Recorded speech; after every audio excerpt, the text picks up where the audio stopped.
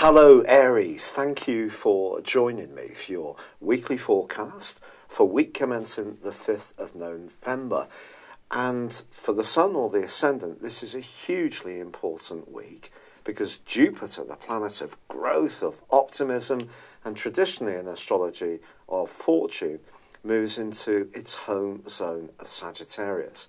It's going to be here for just over a year, nearly 13 months.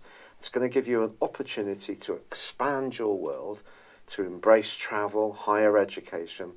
And if you're someone who's already quite a curious person, this side of your nature can make you much more enterprising in this time to come. But also, by the end of this week, Mercury, the planet of communication, joined by Jupiter in the sign of Sagittarius, does go into a retrograde. So it is going to be important if you're planning any travel towards the end of this week and over the following 3 weeks that you do make sure that it's all very finely planned and timed and worked out to make sure that you reduce the type of mishaps that obviously Mercury retrograde can throw up. But this week also sees a big new moon in a very deep and passionate part of your scope, and that's linking with Neptune. And what this is saying to you, Aries, is that you need to listen to your hunches this week. And if you are someone who has an interest or an appreciation of more charitable causes, then the more compassionate side of your nature can definitely be aroused by this influence. This could see you using your intuition to guide you around a big life decision, or being very caring to someone who's going through the mill. The problem is that Mercury is going to be clashing with Neptune this week. And this is just about one of the most confusing aspects of all.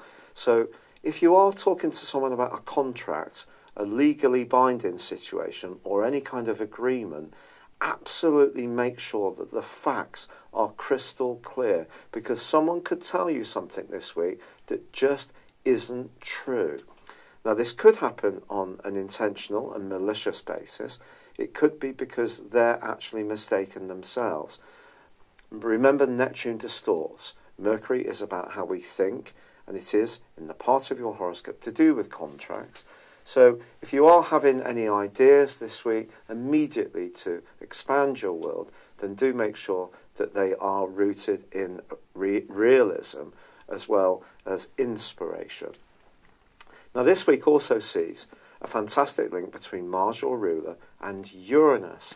Now, Uranus was in your sign until middle of May this year and had been for just under 7 years, and it returns for a brief return through till March next year. And Mars and Uranus forge a great link. So if there is something that comes up this week that's a bit different, where you feel that you can be a bit more inventive, or be a trailblazer when it comes to new ideas, this is a great aspect to have. Also, there's a superb angle between the Sun and Pluto at the end of the week. So if there is something that's changing around the setup of your world, whether it's to do with property, a business situation, how you earn money, then a change, even if it's not one that you're necessarily driving yourself, could turn out to be very providential indeed. But with Uranus back in your sign for the next few months, I do feel a more restless side of your individuality can come to the fore. And with Jupiter giving you lots of encouragement, a more trailblazing side of your nature is definitely going to emerge during this time. It's been a real pleasure being with you. I'd love it if you would like or comment on this video, or if you've yet to do so, please do subscribe to this channel. Thank you. Hello Aries, thank you for joining me for your monthly forecast for October for the Sun or the Ascendant. I'm really grateful for all the lovely, kind suggestions to take on the rheumatoid arthritis that I'm working with at the moment, and I have adopted quite a few with some promising results. But this month begins with a big emphasis on your sector of relating. Now, you're someone who initiates. If you spend all your time worrying too much about what other people felt, you'd never get things going, because you're a cardinal sign, you're a doer, and you're very much involved in making things happen. But of course we can all learn, and the lessons and the journey of this month is to some degree about tuning in to how other people are feeling. Perhaps come into a greater understanding of what you need around your relationships, but also what you're prepared to give, but also what other people want from you. And that's where the more cooperative, harmonising energies of Libra come in. But of course, there is big news this month, because the ruler of Libra, which is Venus, is going to be slamming on the brakes and going into a retrograde on the 5th, which will go on to the end of this month in the sign of Scorpio. Now, Venus in Scorpio is very passionate. It's very intense. It can be very much about loot. So if you're someone who's rather entrepreneurial or trying to marshal your resources, then maybe there is something that will need rethinking at some level this month. But in a purely romantic or relating concept, Venus is also going to be squaring up with your ruler for the first 2 weeks of this month, and there's a quarter moon on the 2nd in the tender sign of Cancer, which is very much about feeling.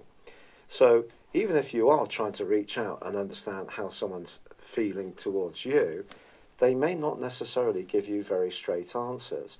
And this potential for confusion is enhanced even more on the back of the new moon in Libra, which occurs on the 9th, but is forging a quincunx with Neptune. Neptune is very much about erosion. It's about shifting sands. It is very intuitive, and if you can tune into your sixth sense in the following 2 weeks, then, 4 weeks, it's vital that you can, because this can help to guide you, especially if there are some big decisions around relationships to be made. And I also feel that with Mercury moving into the deep and passionate Scorpio 2 on the 10th, what really should concern you this month, Aries, is not necessarily what people say, it's what they really mean. So if you can spend a bit more time thinking about relationships in general, I do feel it's going to be very much to your advantage, because it can help you to understand, as I said before, what you need, but also what you're prepared to give. That's an equation that sometimes we perhaps don't always strike, especially when we think of the other person's needs and viewpoints too. Sometimes we just think about what we need. It's just a natural human way of being. So you are asked to look beyond your immediate needs and to try to keep the lines of communication open. But I do think there can be some intensity pitching up. But one thing I can say, which is great news, is that the Uranus-Mars square, which has dominated pretty well since the second week of May this year, well, that has come to a close. In fact, your ruler is really speeding up this month, and the fabulous news for you is that in the last 10 days, Mars forges a sensational angle with Pluto. If you can join together your resources or network or develop collaborative events or projects, that period of time, the last third of this month, could be very powerful and see you take some giant step forward. However, it is true to say that Uranus, the planet of surprises, of independence, of rebellion, is still nestled just right at the start of Taurus, which for you is about resources. And it is forging a T-square with the nodal axis between the North Node, which is like a mini Jupiterian influence, your point of destiny in your sister fire sign of Aquarius, and the South Node, which is in Leo, and your South Node, which is in Aquarius. This T-square is inherently a little bit unstable, I feel, because what you're being asked to do with the North Node is to balance your aspirations as an individual against what's required in a more collective sense, against what really works for you in terms of more impulsive energies around your values or even around your spending decisions. But the plot thickens, because once the Sun moves on the 23rd into the sign of Scorpio, then that too is going to feed into this T-square, and we have a grand fixed cross. That's then going to be joined in a couple of days later by the reverse in Venus. So there is the potential because Venus is going to wind all the way back right to the very first degree of Scorpio, before then, next month, November, continuing its retrograde in the sign of Libra, so it's inversing quite significantly. So I think when we get to this last 10 days of the month, some very powerful energies are certainly possible. And also the first 2 weeks of this month, with Venus in a square to Mars, it's not necessarily going to be easy peasy when it comes to balancing our individual desires with that collective acceptance, or what works for everybody. For example, if you're involved in a group of people where there tends to be some possessiveness or jealousy or underlying politics, that really could be quite troublesome. But what Uranus is doing for you is making you a little bit more impulsive, I feel, once you enter that last 10 days of the month. So if there is someone you really like, even if there is politics around it, and they're not necessarily telling you exactly what they want, which is one of your goals this month, I feel, you may still decide to be a little bit more daring in your approach, because there's part of you that needs to go through some kind of transformation. That's how the sun is going to work out this month. You're going to want to have some kind of test, which is very, very exciting and thrilling, potentially, but also it can cause some issues. Certainly around a long-standing relationship, where perhaps there's an alteration in your values or the values of someone you've been involved in that's perhaps been evolving bit by bit for some while. And as much as Mars in Aquarius may make you a lot more optimistic at times this month, certainly the second half of the month, I do feel that balancing your individual needs against what works at a more committed and devoted level, that's really going to be the challenge. But the ironic thing is that Mercury then arrives in the sign of Sagittarius on Halloween, on the 31st. Now, Mercury in Sagittarius is actually in detriment, because it's the ruler, the guide planet of Gemini and also of Virgo, so one squares, one opposes. But I always feel that Mercury in Sagittarius really can be a force for good, because Mercury is very much about knowledge, and Sagittarius is about expansion, philosophy, information, history. So the two can sort of work quite well together. So that can make for some interesting trick and treating, if that's what you're into. But I certainly feel that all the talking and the discussing that goes on this month really boils down to, what do people really mean? What is their base motivations? And some of those more primal human instincts around lust, money, domination, these kind of things, well, perhaps they are going to feature, perhaps to you personally, perhaps to someone you experience. The great news, however, is that from the 20th to the 25th, Mercury forges a sensational angle with Pluto. So if you need to balance your instinctive energies with a more penetrative understanding of things by thinking things through, talking to someone with great wisdom who's experienced in life, and really trying to understand some of the dilemmas or opportunities that you may have, I think that would be a very valuable thing to do, and something that you shouldn't discount. But that does bring us to the full moon of the 26th, and this is really powerful, because this is going to be sitting on top of Uranus, and therefore coming into play in terms of that grand fixed cross. Something that you might want to change, someone could resist changing, or it could be someone wants to change something that you're happy to retain the status quo around. And it could come as a bit of a surprise, or it may be something that's been evolving for some while.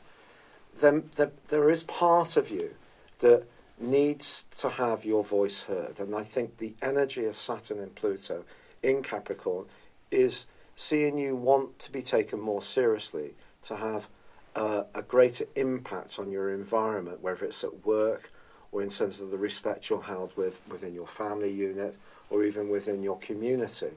But at the same time, it's a delicate process. No one gets everything they want without giving something. And I think this full moon is going to see something around your resources or around your attitude to be challenged or changed, or there could be something that's in a state of flux but it can be exciting. And it just depends on the type of Aries person you are, because you have a natural appreciation of initiation. You're often restless. Obviously, Uranus being in your sign since 2011, initially part-time, since 2011 full-time, and initially 2010 part-time, has given you even more encouragement to break out and be a free spirit. But I think because Uranus in the fixed sign of Taurus, which is very much about stability, kind of pushes some kind of change, some kind of structural seismic shift, which you're either going to be open to or you're not. But I do think something needs to give. And you coming out of this process feeling empowered and feeling that your voice is heard is really the main goal of this month, whilst retaining an open line of communication to the people who really matter. So cooperation is going to be important, listening highly important, always so on the back of a Libra new moon, but your intuition and also your ability to divine what other people want from you are going to be crucial factors too. It's been a real pleasure being with you, Aries. Thank you for joining me. I'd love it if you would like or comment on this video, or if you've yet to do so, please do subscribe to this channel. Thank you.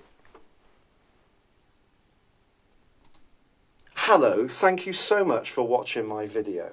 I'd love you to join me at my Horoscope Ace app. You can find this at www.horoscope-ace.com. You can use it through Android, iOS, Apple or Facebook. Check out your ascendant or your moon sign, or download your free birth chart.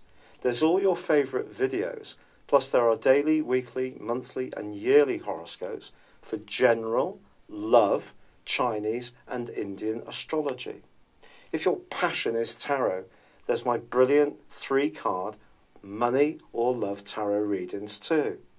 And it's all there at www.horoscope-ace.com. Thank you.